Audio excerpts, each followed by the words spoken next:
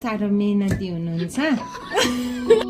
Google थुक्पाको soup कसरी बनाउँछन्? हामीहरू आज हाम्रो वर्षा तपाईहरुकै वर्षा लामाले चाहिँ आज हामीलाई फ्रेन्ड्स गेट टुगेदरमा बोलाउनु भएको छ र उहाँले ल्याउनु भएको अरुणाचलको हामी स्पेशल थुक्पा यहाँ हेर्नुहोस् न।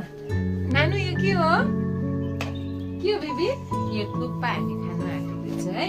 सबैले आफ्नो आफ्नो, कसैले लसुन केलायो, कसैले अदुवा। अब मेरो काम चाहिँ प्याज काट्ने, किनभने मेरो आँखाबाट आँसु आउँदैन नि त, त्यही भनेर म बहुत स्ट्रङ छु नि त, त्यही भएर मेरो चाहिँ प्याज काट्ने काम मलाई दिनुभएको छ। यहाँ तपाईँले देख्नु हुँदैछ हजुरहरूकै वर्षा लामा। अब भित्र नि देखाइदिनुहोस् न। यहाँ चाहिँ चिकन बोइल भइसकेको छ अनि सुप चाहिँ कहाँ पाक्दैछ मलाई बताइदिनुहोस् न।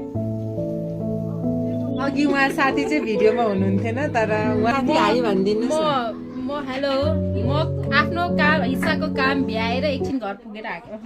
किमा हुँदैछ है, तपाईँले देख्न सक्नुहुन्छ।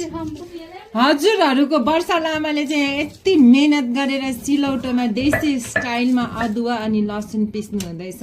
हेर्नुभयो तपाईँहरूको वर्षा लामा कति साह्रो मेहनती हुनुहुन्छ। गुगल थुक्पाको सुप कसरी बनाउनु?